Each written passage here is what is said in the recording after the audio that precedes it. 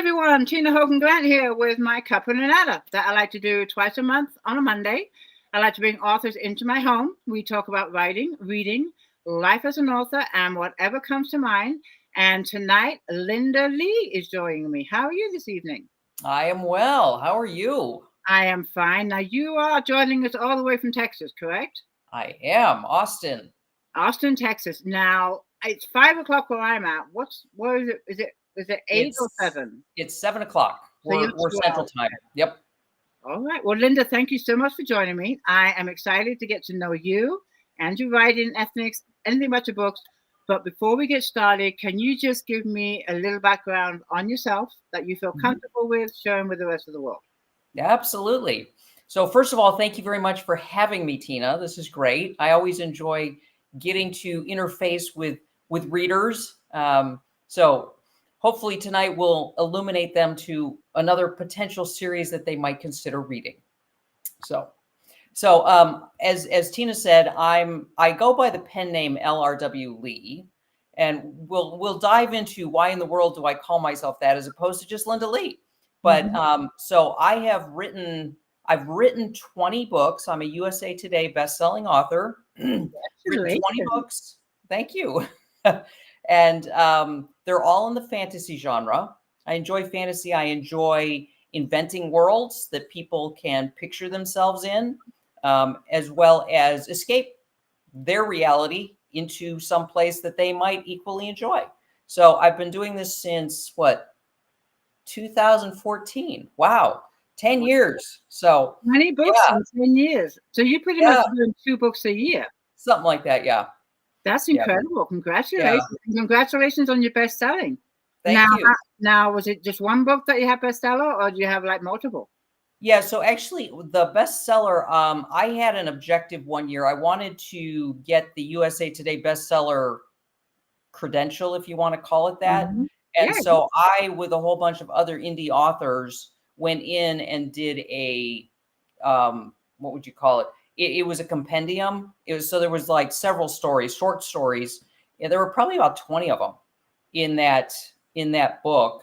And then, we had over the course, I think we started in the campaign in February, and in October, I think it was the 6th of October that year, we ended up hitting, I want to say it was 69 on the USA Today bestseller list, which for a box set is like crazy. So that's excellent. Wow. Congratulations. Yeah. Thank you. What were a whole bunch of us that got the credential from that one box set. Good for you. All right, I'm going to pause for just a minute. We got some people joining us. I want to pop them up and say hello. We have, let me see who's here. We have Karen Geeling. She says hello. And then we also have, one second, my computer doesn't want to do what I want it to do. There we go. We have Karen Wright. She says hello. And she also says, welcome. She says, freezing. I hope we're not freezing, Karen. Let me know if it continues. And then Karen Longian says, Linda is a new author to me. And then we have, I'm looking at this freezing because others are saying we're not. So I just want to keep an eye on that. I'm not seeing freezing. So I'm not either. Karen Longian says, we're looking good. Belinda Moody is here. Again, I am talking to Linda Lee. If you have any questions for her, go ahead and pop them in the comments, and I will go ahead and get to as many as I can. We have Carol Noose joining us, and then we also have Elaine Sapp is joining us, and we have, who else we got here? I need my glasses. Angela Christian. Oh, she author. Welcome. She has been on my show before. She was a great guest. Cool. So anyways, okay, let's get to your books. On the graphic, I used the book marked. Yes. Beautiful cover, by the way. Do you have an actual book to show us? Yes, I do. So let me show you all of the wonderful covers. So I'm going to start with Cursed, which is book 1. So okay. That's the first one. Then the second one in the series is called Damned. And I have to say, if I had known how fun it would be to call a book Damned, there's damned reviews and there's damned. So it was kind of hilarious when I ended up calling it that. And then we have Mark, which is the current. That's the one that I have. And I've got one more to go. It's called Destroyed. Very uplifting titles, you know. I do tend to like single word titles. I just do. It just gives it strength. Usually when you use a single word, it's got power behind it. But on those covers, did you have any input on the covers at all? Yeah, I did actually. I mean, so obviously I hired a cover artist to do these. Aren't they gorgeous? I mean, They are gorgeous. So, I mean, like this artist is actually, I love the internet. It's like my editing is done in out of Australia, and my covers, this woman is in Greece. You know, it's just like, it's crazy what you can do, right? With, you know, anymore these days that it's like, yeah, it's like, and all my covers, I mean, I haven't used her for all of them, but this series and the one before, I had the same artist. The series I had before that, I actually had, do you know who Charlie Bowater is? I do not. So she's big with Sarah J. Maas. She's, I don't know how to, she's an artist. People who know the name would, I absolutely love the eyes. Eyes are really hard to capture. Actually, that's one of Charlie Bowater's, and so is that one. Those are two of my Charlie Bowater covers. Beautiful. I blew them up to make, you know, because I'm like, hey, they're gorgeous. That's my book. That's my book. Yes. No, they're gorgeous. They're gorgeous. But okay, with this series, you say there's going to be another one. So there'll be 4 in the series. Correct. 1, 2, and 3 are out. Correct. When was book 1? When did book 1 come out? Book 1, I want to say about 2 years ago. Let's see. When is the thing? The copyright is, I don't remember these things. Oh, I don't either, but I like to ask. Let's see. Copyrighted 22. Okay. Yeah. So yeah, you 4 books in 2 years. Right. Excellent. And can you give us and the name of the series again is? Yeah. So the series is actually called Morningstar Academy. Okay. And it's if I gave an elevator pitch, I would say it is about a group of fallen angels trying to save the fate of humanity from a prophecy that is unfolding. Interesting. And I'm sorry, go ahead. Oh, it's told from the perspective of angels and demons, or I should say angels and fallen angels. As opposed to humans. So there's many series out there told in an apocalyptic setting, but they're always told from a human's perspective. So in this case, I wanted to extricate, get a perspective more of, you know, what's actually happening, if you want to say, in the heavenly realms. And are these things actually do we actually have angels among us? Do we have angels actually out there? And this, you know, are they actually working various things in the lives of humans? I like that. I like the point of view that you decided to tell this story or the series in. I've never heard of it before. I've always heard, like you said, the humans. Right.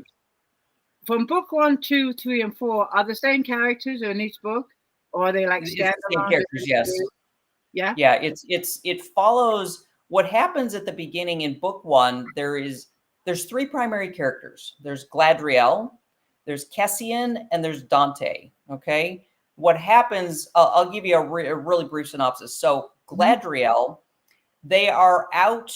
So she's a celestial warrior. Cassian is her squadron leader. And there are six celestial angels in this squadron. And what happens is, on a routine call to rescue some humans, Gladriel and her partner Astrid encounter a demon, and she ends up accidentally killing the thing. Which in this world, that's grounds for demons to put a target on your back and want to go after you. Well, in the process, the demons end up basically not mortally wounding, but basically they end up taking her partner's wings, like they cleave them off. And so her partner can no longer be her partner because her partner can't fly, right? So her days of being a celestial warrior are over, and Gladriel vows to get revenge. And the Almighty calls her before him and says, do not take vengeance. I got this. Let me handle it. Well, after a month of his seeming inaction, she takes matters into her own hands. She ends up killing the demons who are after her. But at the same time, because she disobeyed the Almighty, she gets kicked out of what I refer to as third heaven. And thus we start what ends up happening. So essentially during the process where she's actually, if you want to say, excommunicated from third heaven, her squadron leader Kessian, in a very moving scene, ends up confessing his love for her, and she confesses her love for him. It's like, oh, and he vows to see if there's a way to get her to reverse her banishment. And so that's how the series starts to unfold. It sounds like you had a lot of fun writing this. I can tell. Oh, I did. The way you're talking about it and the feeling behind your words. It sounds really good. It really does. I want to pop up some questions regarding your book. Please. Let me see. And some comments too. Elaine says, my husband said these books looked good. We were checking them out last night. Oh. There you go. There you go. And then Karen I'm just going to pop down on the comments here. Karen is asking, does any of your family read your books? I have to say, honestly, so my husband only reads business books. I have attempted to I have 2 kids. They are grown. And my son's the closest one who I've forced to read it in any given situation. But he's always like, Mom, I hate reading these books because inevitably I can only hear your voice when I'm reading this thing. Right. And he's like, he can't get lost in the story. He's always still hearing my voice in his head. Right. So I guess I'm his conscience. I don't know, but I think so. I think it sounds like it. It really does. And then Karen also wants to know, come on, where'd you go? Okay, it was there a minute ago. Hold on a second. I'll get it up there. Okay. All right, there we go. No, that's the one I already did. Give me right. That was the one. Yep. That was the one. Okay, let's try this one. There we go. How did you come up with this series? Yeah. So what I did was, so every time I write a series, there's always an underlying theme behind it. So I should back up and say how I began. The first series that I ever read, I was 8 years old. I read The Lion, the Witch, and the Wardrobe by C.S. Lewis. Love that. Mm-hmm. And so did I. And bear in mind, I was 8 years old at the time, right? So it's like, okay, what was my 8-year-old brain thinking, right? But I loved the story. And what showed up for me was that Lewis wrote 3 different layers, okay? In the story, there is London, present day, during wartime, whatever. Then there's Narnia, right? Mm-hmm. But then, and this is the layer people mostly miss, there is a meaning layer underneath the whole thing. And that meaning layer goes to, who is Aslan? So he's a lion, right? But if you go back into so C.S. Lewis was a Christian, okay? And so he wanted to write, his purpose for writing Chronicles of Narnia in part was to present a Christian worldview. And so Aslan ends up being, if you will, Jesus Christ.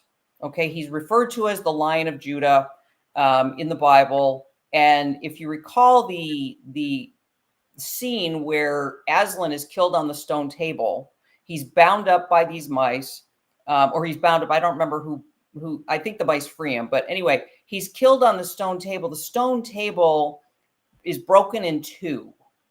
And basically what that is that's the veil in the temple that is ripped in 2 when Jesus dies on the cross. Okay, so I mean, so there's this whole meaning layer underneath. I missed that layer. I missed it completely. Most people do, so don't feel bad, right? It's like, I mean, it's been so long since I've read that book. Have you read it since you were 8? Because you remember it so well. I don't think so. I think I mean, it's like, it's still that fresh for me, right? It's like, because it left a lasting It left impression. it left a huge impact on you, and it's Yeah, also fantasy that you write. You write fantasy. right.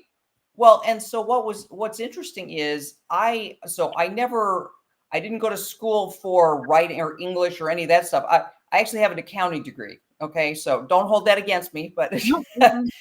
they frown on creative accounting, right? So it's like I've tried not to go. But anyway, so my whole orientation to writing came from that learning.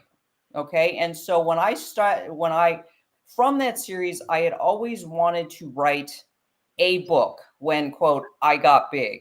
Okay. And that one book obviously has turned into 20 and counting, but I always approach every book the same way. And that is, what is it? Okay, so who are the, like, who are the characters, whatever, but there's always an underlying theme. So for example, the first series is called The Sand Maiden. That one is about #MeToo, but it's about overcoming. It's about living as a victor regardless of what has happened to you.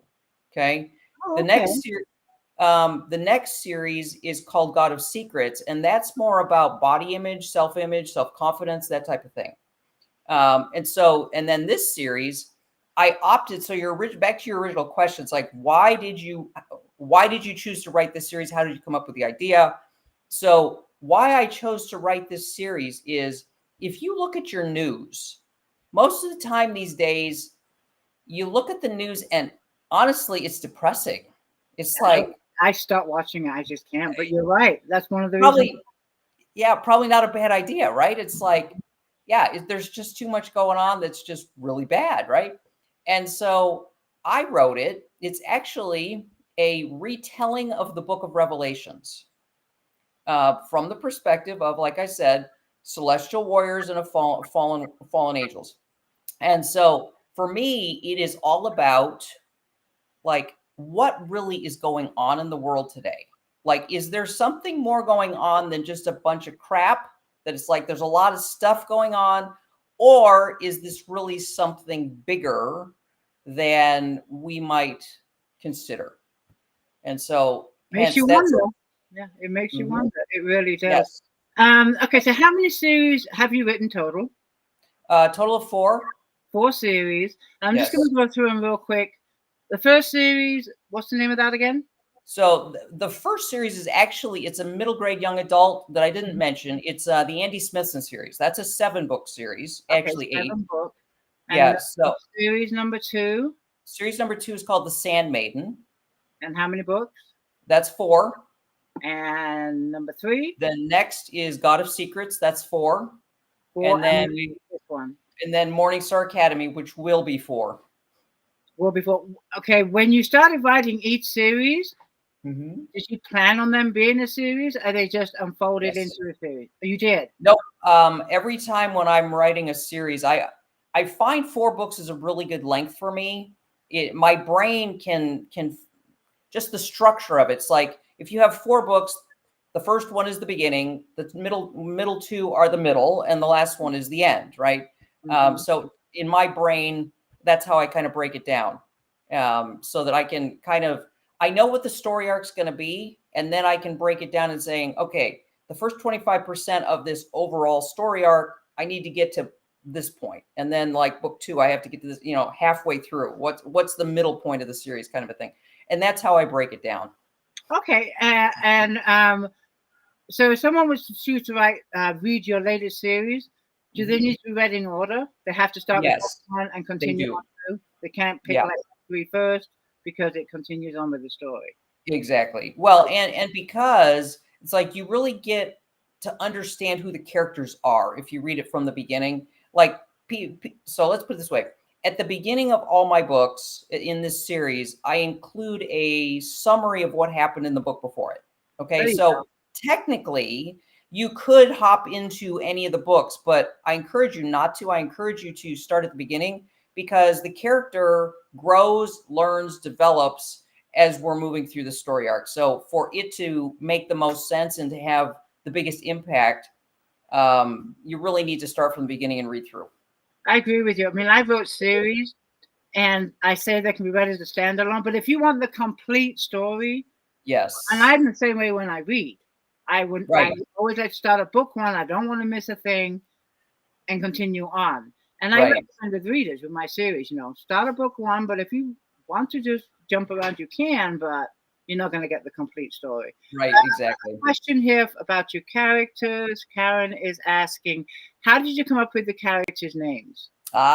So my character names always, there's always a story behind them. I'm going to give an example from my God of Secrets series. So the main character there, her name is Pellucid Rose. So Pellucid, most of the time it's referred to as pellucid. That's how people usually speak to it. So it actually means clear, transparent. Rose is a symbol of, it stands for secrecy. So Pellucid Rose. And there is a whole unfolding as to why that name and why that it's like when you get to the unveiling in about book 3, it's like, wow, okay, Pellucid Rose makes, it's like, Makes sense. See, that's why you gotta start with book 1. Yes. So. Okay, interesting. Because you got some. Can you give us some other names in your books? Because they're unusual. The names of your characters. Yeah, well, I try to make them unusual because I don't want. It's like the last thing I want is for somebody who knows somebody by that name. And if they hate that person, it's like I try to find names that like. So Kessian is one. Dante. I mean, Dante. You can Dante's Inferno. People have heard that, right? Which is partly why I actually decided to use that name in this series. But yeah, I mean, so there's, let's see, we have Harpocrates. It's the first two, or I should say, the Sandmaiden series is actually a Greek god retelling, as is the God of Secrets. So the God of Secrets is a retelling of the Greek god Harpocrates, who is the God of Secrets. And the Sandmaiden series is actually a mashup of Morpheus, God of Dreams, and the Sandman. Okay, so we have all that mythology going on, and so those are Greek god retellings. You really put some thought into these names. I love that. Oh, absolutely. And I love hearing the stories behind. That was a great question, Karen. And still with characters, Alicia wants to know, who has been your most difficult character to write about, and what made it so hard? Oh, goodness. That's a good question. I haven't really, I can't think of a character that's been that difficult to write. What I will tell you is there have been a couple characters that have shocked me. Like I am a huge proponent of outlining. I do not pants, right? Because many times, yeah, I do. I find for myself, if I try to pants, I end up going no place, and then I have to rewrite a whole bunch of stuff, which doing things twice is my pet peeve. Like I hate editing. I can't stand editing. And it's like, of course I do it, but it's like doing the same thing twice just drives me insane. So I write, I have a very complete outline before I even begin the first book. Right. And there's been two notable examples of characters that have just totally surprised me. So I had a certain, like the character, they were supposed to do this, and this, right? And one of them revealed something about his background, and I'm like, no way. Why did you wait until now to tell me this, kind of a thing, right? It's just like, seriously? That was in my Sandmaiden series. That one happened. And then Dante surprised me this series. He also revealed something about his background, and I'm like, whoa, okay, well, that kind of changes some of your story arc then. But yeah, and that's why, I love the fact that you listen to your characters. They do talk to you. Yes. And I do too. And I tried plotting one time, but one of my characters like, no, I'd never do this. And it took it in totally the opposite direction that I wouldn't even think of. Yes. And I'm like, you know what? I can't plot. because these characters, I'm just going to argue with them, and I just let them have their way. But you kind of, give them a little leeway. You stay on course. Yes. Let the character kind of, So you're I better, do. you're better plotting than me. I just get Yeah. really Well, do. I just love it when these characters do this stuff, right? It's just like, and it was funny because I was telling my moderator group when Dante did this to me, I'm like, seriously, Dante, why did you wait this long to tell me this? And they're just cracking up because, they're like, Linda, this is just your brain, right? I said, no, it's not. It's my characters. So the genre is fantasy. Are there any subgenres in the book? What other genres are we? No, they're all fantasy. All fantasy? Fantasy romance. Yeah. And you've only written fantasy in all your series. That is correct. Angela, on a pop of a question, wants to know, do you feel like it is hard to write this genre? Not at all. I mean, I love fantasy because the thing I love most about writing fantasy is the fact that I can make up the world. And actually, people, if you look at my reviews on Amazon or my website or whatever, they typically say they highlight two things. One is they love the depth of the characters, and two, they love the world building because what they recurrently speak to is they can picture themselves there. Even though it is a world that is not their own, they can still pick, because of the way I unveil the world. I don't do some people, some authors, I think those who haven't written as much, I think over time you kind of learn how to introduce the world and characters and whatever. But I tend to like unveiling the world piece by piece as a character encounters it. So not doing like a paragraph dump of she walked into the room and there were chandeliers and then there was a table here and then it's like I don't do that. What I do is, so she walked up to the food that was sitting on the table, and there was some fish there and there was whatever, but it's like, and if it weren't for the chandelier hanging above, she wouldn't have been able to see blah blah blah. So it's like the room within the actions of the character. Exactly. Perfect. That's exactly right. And I think that's what it should be. I really do. I just took a blank. Hold on, give me a minute. Oh, you say the world, so you create your own world. They're not on Earth. Correct. Well, this series, the Morningstar Academy series, does happen here on Earth, but Earth is not the primary place. So the primary place, what I did was, in the Jewish tradition, they describe 3 layers of heaven. Okay. So first heaven would be, you look out the window and some people say the heavens, right? The sky, right? Then second heaven is like outer space. You got the planets, you got the stars, whatever. And then they refer to third heaven as outside time and space, where God, the Almighty, lives, dwells, whatever. And so we spend an awful lot of time in third heaven as well as second heaven. And Earth, I mean, a lot of stuff happens on Earth, but it's not about describing Earth. It's more like, readers know Earth. And, so we end up actually over like at the Temple Mountain in Jerusalem or stuff like that. Various places that people are quote unquote familiar with here. So it doesn't necessitate a lot of explanation. Now, where I spend a lot more time is explaining and describing third heaven and second heaven. Right. Okay. So that's where I write, build those worlds. Okay.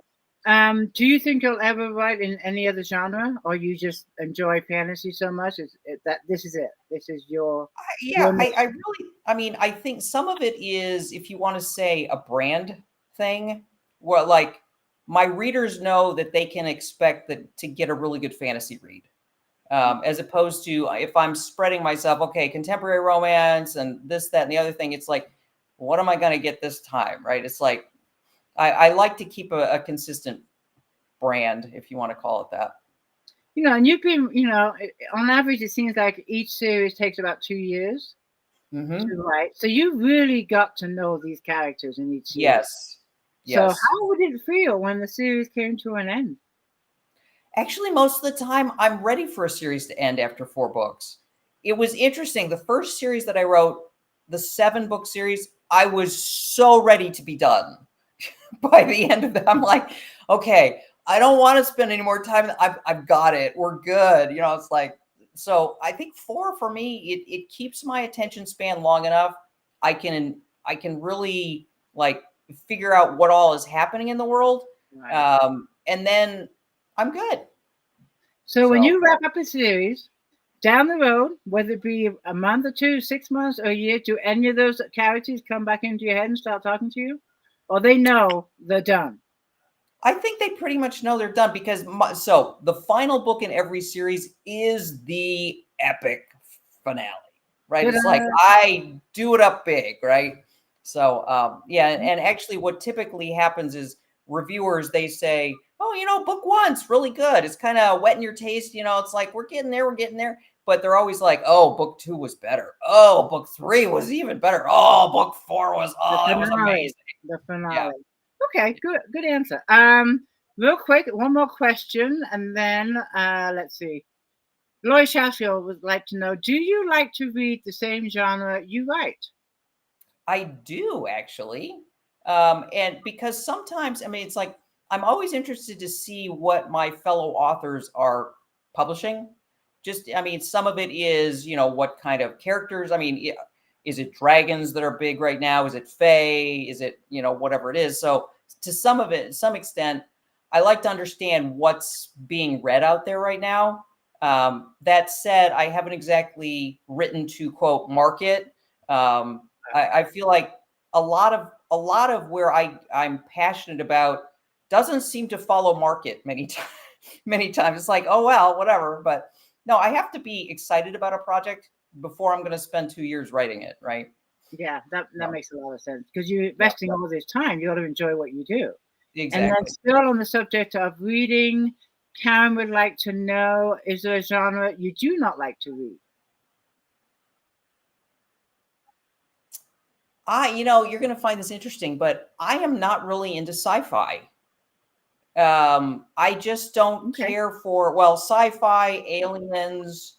What else do I not like? You know, I don't care for vampires either. The whole sucking blood out of Yeah, somebody's neck just has never, yeah, wolves never and done it for me. vampires and horror. It Yeah. doesn't do it for me. It doesn't do it for me.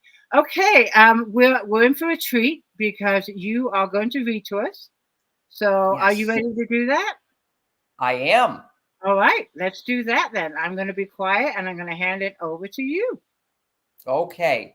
So, just so you know where this is chapter 3 out of Marked, which is the 3rd one in the series. Okay. So this is assuming you already know who these characters are. So I'm going to give you a little heads up before I go ahead and read.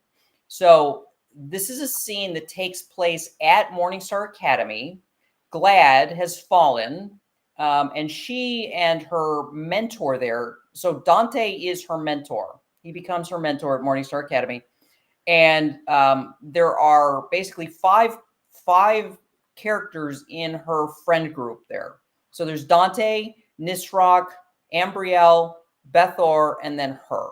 Okay, so these are not celestials. These are just fallen angels. Okay, and so they are forced to learn, if you want to say that, at Morningstar Academy, which is the place that all newly fallen angels are sent immediately after they fall. Now, the only way you get out of Morningstar Academy is if you demonstrate a proficiency for what they care about, i.e., that you're passionate about tormenting humans, making their lives a living hell. You know, so if they're satisfied that you're on board with their agenda, then you can graduate. But until then, they're not letting you out. And so Gladriel's just recently fallen, but Dante, Nisroch, and the rest of them, they've been there a while. Okay, so this is a class that happens that Gladriel sits through. So we have Zophiel. Okay, we're going to start. This is chapter 3.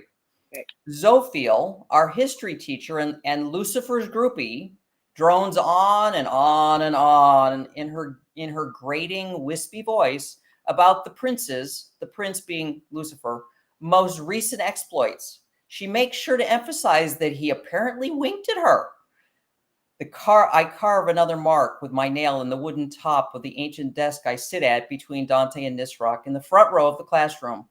It's the only way I can cope. I can't imagine Ambrielle and Bethar are paying attention behind us either. Zophiel giggles, brushing shoulder-length neon green hair behind an ear.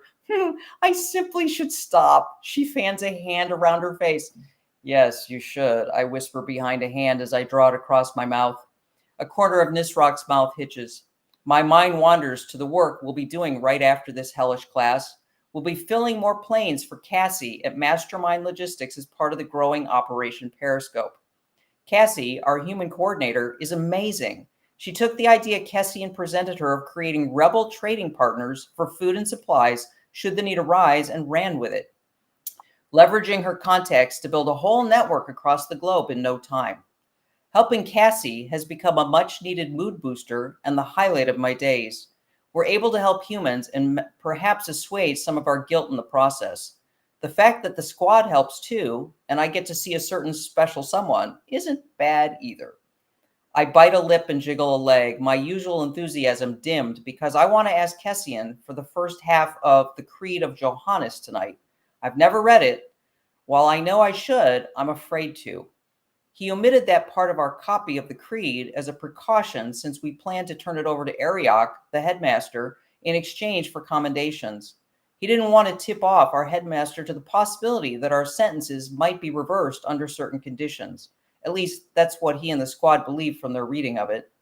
I rub the sleeve of my leather jacket. I know it's crazy, but I'm afraid to hope. It's dangerous. Hope can make a being's mood soar if nurtured, but can crush it thoroughly if dashed. And I don't think I can handle being crushed further. It's what will happen if it says I have to recant avenging Astrid to annul my banishment. I can't. I won't. I will never be sorry. My thoughts wander back to a month or so ago, the last time we talked about it. And here's her reflection of it. Cassian gently squeezes my hand, recounting his conversation with Nicholas, a new arrival in Third Heaven. He was convinced that what got him to Third Heaven was acknowledging his screw-up, asking for forgiveness, and determining to live differently. He runs his thumb across the back of my hand. Are you saying you think that's what it takes to nullify our sentences? Ambrielle presses her lips into a line, clearly skeptical. That seems too simple. It does, which is why I initially dismissed it. But the more digging we've done, the more we keep coming back to that. JL and Isra nod. Dante and the others stand still as statues, clearly wanting to believe, but unsure. When that guy talked about acknowledging his screw-up, I think what he meant was not trying to justify, excuse, or defend what he did, but naming it before the Almighty while feeling the wrongness of it. So throwing yourself on the Almighty's mercy, hoping he doesn't exact consequences? Nisroch rubs the back of his neck. Yes, exactly. Then asking his forgiveness. Not that we deserve it. Dante's arms tense. Cassian raises a finger. You know, Dante, I think that's exactly right. I hadn't quite gotten there, but my guess is knowing you don't deserve his forgiveness is a big part of it, yes. So laying it all out there, with no promise or guarantee. Ambrielle shakes her head. Being completely vulnerable before the Almighty. That's scary. Bethar runs a hand through his hair. No offense, but I think that's the point. You don't take it lightly. Silence settles for a long minute. I scrunch up my face. I have to be honest. I'm not sorry I avenged Astrid, and it sounds like you have to be authentic, or there's no point in asking. I swallow hard as the bell rings, bringing me back. I pray there's more to that part of the creed that they haven't yet discovered, because what they shared won't work to reverse my punishment, and I will not be an obstacle to my friends if they can be welcomed back. Very good. There you go. Intriguing. Thank you so much. And I'm looking at the comments from our readers. They're really enjoying it. I'll pop a few up, but thank you. I love when authors read from their work. I really do. Janelle says thank you. And then we got a wow from, here we go, wow. Barbara says thank you. Thank you so much. Virgie says awesome read. And I'm going to pop up one more. B says, Nice, thank you. And I want to go back up here. I saw some questions that I want to get to you. Let's see, give me a minute. Okay, here we go. Belinda, she's asking, how do you celebrate when you finish a series? So usually it's my husband and I, we do a toast, right? We always do. Actually, my husband and I always do a happy hour at around 5 o'clock in the afternoon. Oh, And it doesn't always, I mean, it's just our little tradition. I Like love in the it. morning, we do coffee, right? In the morning, we're waking up, we both sit down there together. And then in the evening, we always do happy hour. It's just kind of a nice, connect. So no, when I finish a book, we usually just do a toast. And I mean, I kind of upon occasion we go out for dinner, but no, I mean, to me, after 20 books, I'm not going to say that it's not special, but it's like, it's not quite as special as the first book, right? So I Yeah. mean, it is what I do. It's, it's Do my work. you ever do in-person book signings anywhere, whether it be local or nationwide? Upon occasion, yes, Yeah, it's hard. It is. it is. I do them here in California, but to go out of California, it's so expensive Yes, because it's not just bringing your books. You got airfare, hotel, and it's. right, exactly. I would love to, and I've told my beauty before. I would love to take half a year off and do a road trip. Yeah, there you go. Then I think of the expense. I'm like, oh no, but I would love to do. Yeah. We have a question here from Xiang. She says, "Where do you get inspiration for your fantasy?" Yeah, so it depends on the series, right? So for instance, like I was saying, like the Sandmaiden series, that's a mashup of Morpheus, the God of Dreams, and the Sandman. When I was on a hunt for that idea, I remember I was wiping sleep from my eye one morning, and I'm like, huh, sleep. It's like, because I mean, sleep is kind of it's kind of fascinating, dreams and sleep and that whole thing. So some of it I always like to think about, okay, what's a topic that would be interesting that people, there's some stuff out there that isn't known about, right? So dreams, I went off on that. God of Secrets, I love secrets in terms of they're mysterious, right? And I will say I enjoy stringing people along, right? I just get this delight. It's like, I know Okay. it's mean, but it's like, no, it's like you lay the little clues, right? And it's like readers thoroughly love when they think they know what's going to happen next, and either they're proved right or, well, oh well. But I think the whole, what was that? The Inheritance games. Remember that series? It's like loved that series just because it's like there's so many little clues and you're trying to figure Right. it all out, right? And Mhm. so, like when it comes to secrets, I mean, let's put it this way: the person that so I had a mentor at the time, and I laid out what happens in each of the books. And when I laid out just like a one sentence summary, she was like, "Whoa, seriously? You're gonna do that?" I'm like, "Uh-huh." She's like, "Oh, this is awesome." And so that's pretty much. And then when it came to Morningstar Academy, like I said, it was like there's an awful lot of crap going on in the world right now, and I wanted basically to give people hope, right? For some I like that. perspective and some hope. And So I like the fact that one word triggered the series. Just the word sleep yes, triggered your series. I well, love it. it was more wiping the sleep from my eye that did Right. it. Uh-huh. It's like, yeah, And so then boom. yes.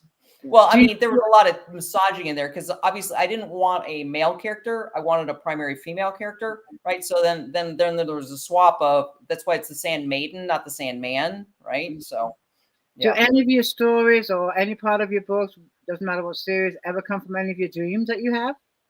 No, I've never had, some people, some authors, they say they get these dreams and it's kind of like the next scene. I'm like, oh, if only. I wish. I never remember my dreams. I don't know what that means, but I never remember my dreams. I just don't. Yeah. You know. I I do upon occasion. Sometimes I will wake up in the middle of the night and I'm just finishing the dream, and sometimes I will just madly write it down, right? So I don't forget it, because obviously if you don't write it down, then I don't know about you, it's but I gone. can't go back to sleep. It's gone. I think Well, because I don't wake up with my dreams, so I'd have nothing to write down. I just well, don't remember. for me, if I don't write it down, my brain is constantly, it's like, I got to remember that. I got to remember that. As opposed to if I just write it down, then I can let it go. I mean, if an idea hits me, I do have to stop what I'm doing. And I learned this actually from an author I had as a guest on this chat. I just stop what I'm doing and I emailed the idea to myself Yes. because Yes. I never have a notepad on me. And to look for a Yep. notepad or a pen, I might be, in my car, whatever. I would just stop. I have pulled over and emailed myself that idea before I continue driving. So You're similar to me. I always use my email as my to-do list. Mm-hmm. Yes. Yeah. Yes. Yeah. And it works wonders. It really Yeah, does. it does. It's great. Getting into your writing habits, you are a full-time writer. This is what you do full-time. Yes. And Virgie would like to know if you write every day. I do. I do. Well, I shouldn't say I write every day. I try to write every day. Now, life gets busy upon occasion. I've had several interruptions. This book is taking longer to write. This last book, just because I've had a whole bunch of personal things going on. Oh, I think everything's okay. Yeah, well, I mean, and people can relate to this, I'm sure. But so my husband had a recurrence of cancer that he had 5 years ago. So we're in the midst of that. But I've been doing a deep dive on alternative treatments because I wasn't satisfied with traditional treatments.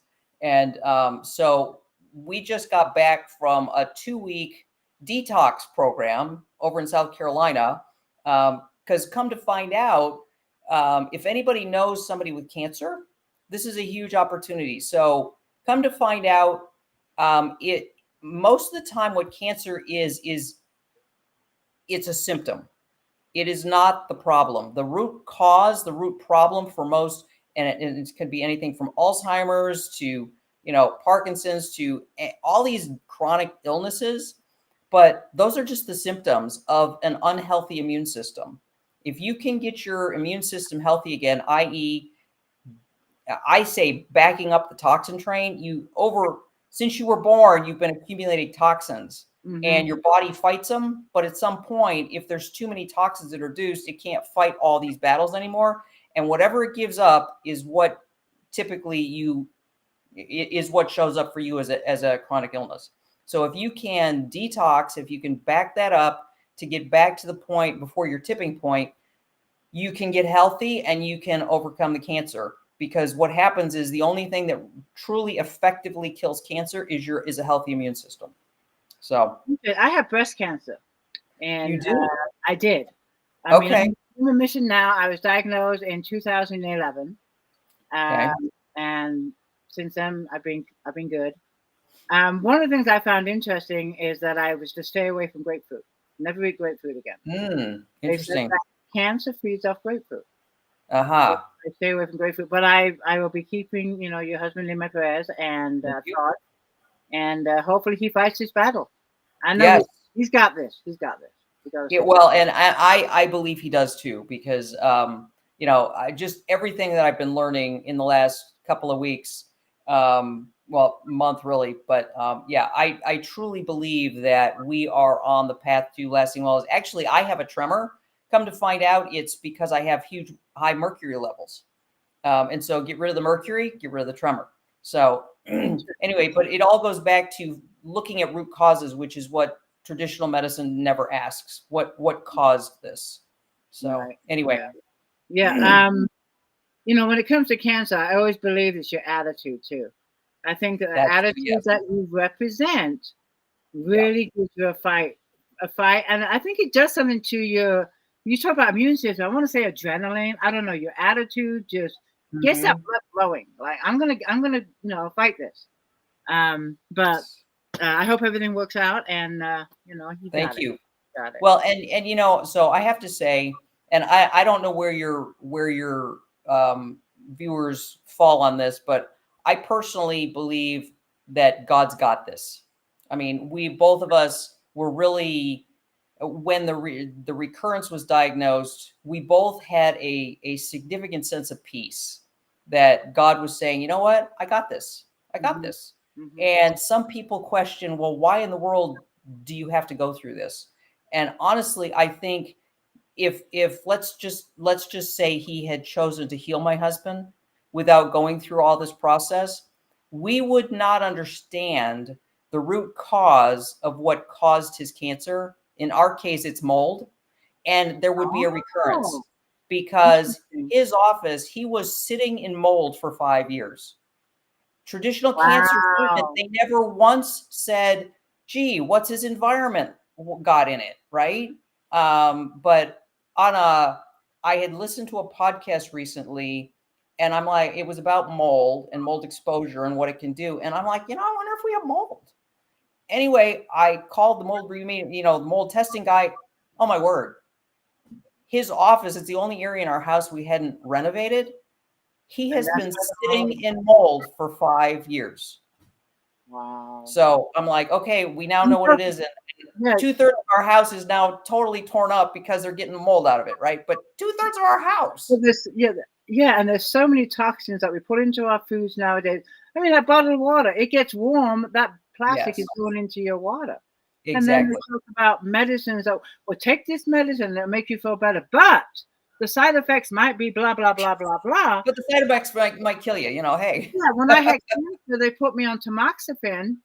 That tamoxifen gave me 7 blood clots. Oh, gee. Yeah. I mean, if I'm not going to die from the cancer, I could have died from the bloody blood clots, and I had to go Yeah. through. And see, this goes back to they're treating symptoms, not the root cause, Yeah, exactly. right? So I hope this alternative medicine, you know, Yes. cures him. And thank you Yep. for sharing that with us because that's something Absolutely. to deal with. So And I appreciate, I'm seeing I see. several comments. It's like prayers for your husband. And so thank you so much. I appreciate that. Yeah, thank you. I pop them up, but there's a lot. So Yeah. this has been an amazing chat. I'm looking at the time, but we still have a few more minutes. I want to still get into your writing patterns. You say that you write most days, and then we go on to the subject with your Mhm. husband. When you do write, Mhm. do you set yourself a deadline to finish the book? Do you set yourself a word count every day? Can you just give us some kind of insight on how you sit down and write the book and how Sure. you plan it out? Sure. So whenever I explained, 25, 25, 25, 25 in terms of the 4 books, right? 25% of the overall story arc. So I always first come up with the total story arc when I'm plotting a series. Okay. So then when I sit down, let's just pretend I'm writing book 1 in a series. Okay.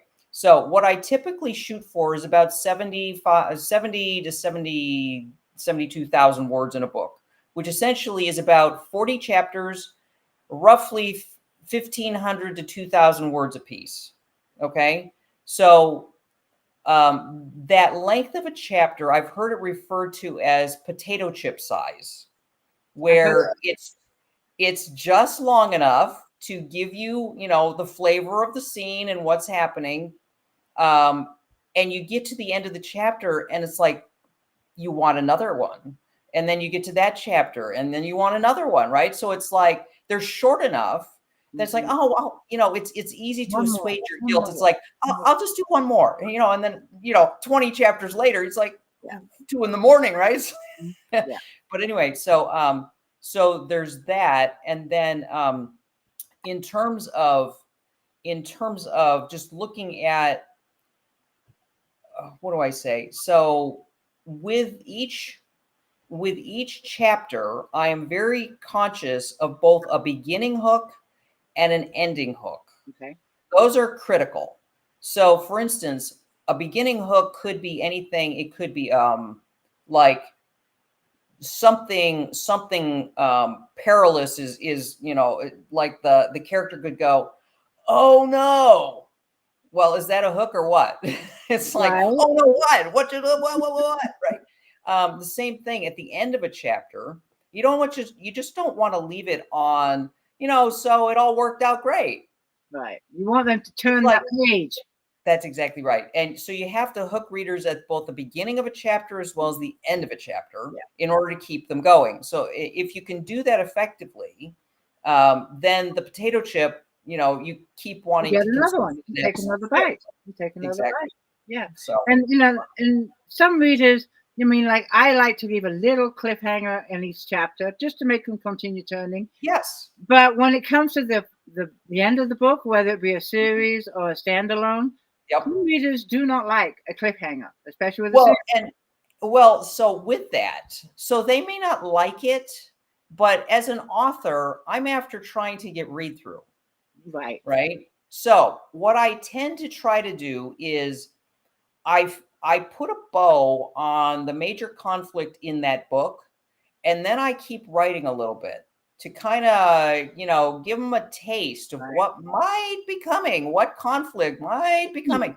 And sometimes they refer to it as a cliffhanger. It's not a cliffhanger.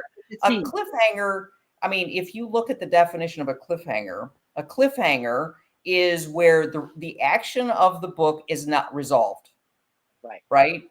The primary action of my book has been resolved. I'm just baiting you to want to read the next book. Like a preview. So it's like a little preview. For something like that. Yes. It's like a little preview. Okay, excellent. And then the other thing I want to know with your writing techniques is when you're writing a book, all authors have a different method. Do you just continue to write? Don't go back, don't look at it. Or when you sit down for each session, do you reread what you wrote? Do you go back and edit? Do you have some kind of pattern when you're writing? So I know they say you should just keep writing. I can't do that.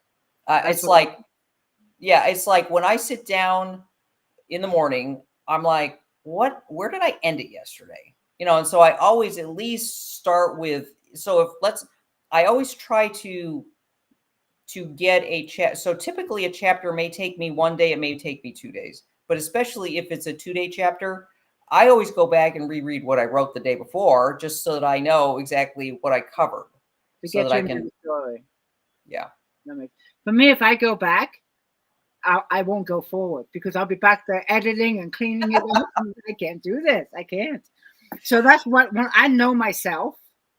And I mean, I might go back and read like the last paragraph of what I wrote just to get my mindset. Right. If I start going back 2 or 3 chapters, I'll never reach the next chapter because I just spent 2 hours changing, editing, wondering if this sounds good. No, I just can't do it. So I'm glad to know that you can, and you can control yourself because I can't. I just can't. Well, there is progress to be made, so I can't spend too much time there. Yes. I know, right? Okay, I do have one final question for you, and I do know that there's many questions I didn't get to. If you're on Facebook and you happen to go to my author page and see the questions that we missed, and feel free to answer them. I try to get as many as I can. Before we talk about the giveaway, I do have a final question for you, and that is for any aspiring writers that want to become a published author, what one piece of good advice you can give to them? Perfect.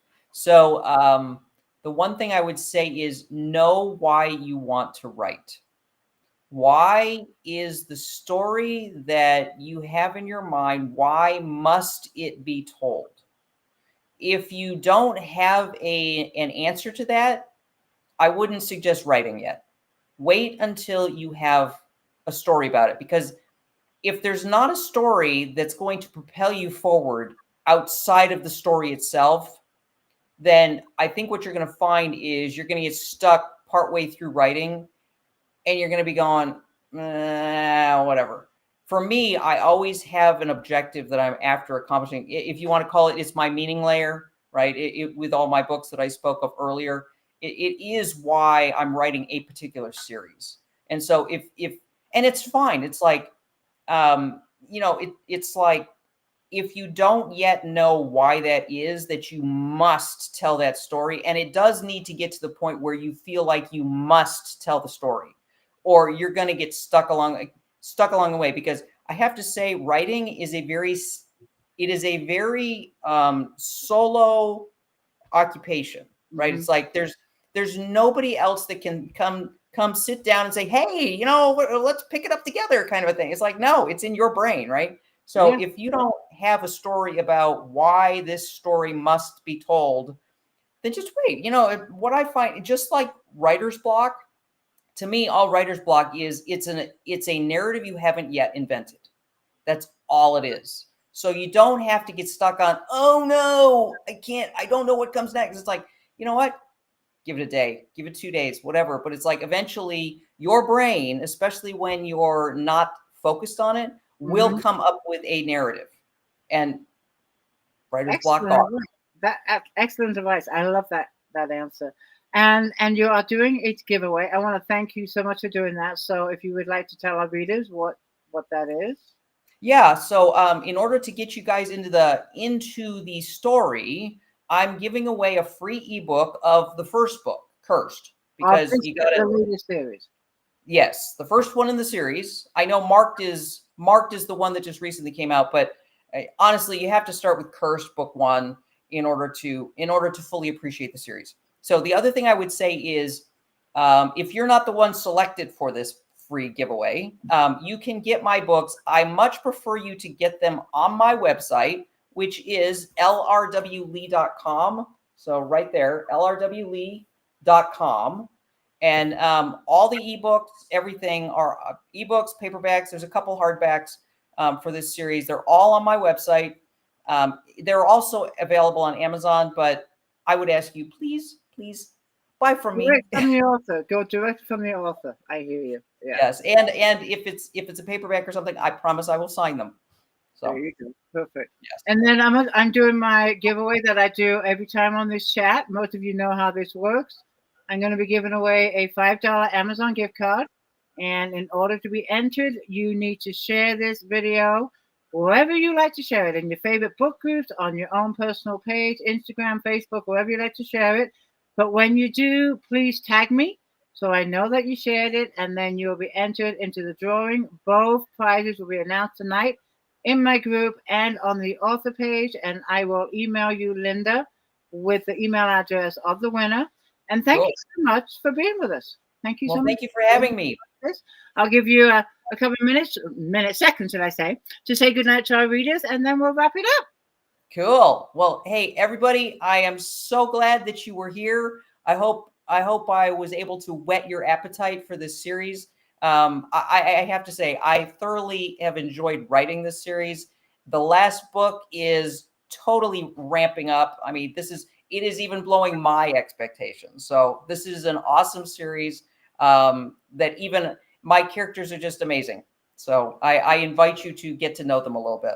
Sounds fantastic. Thank you so much. And thank you, everyone, for joining us and for the great questions. And I will see you shortly in the group.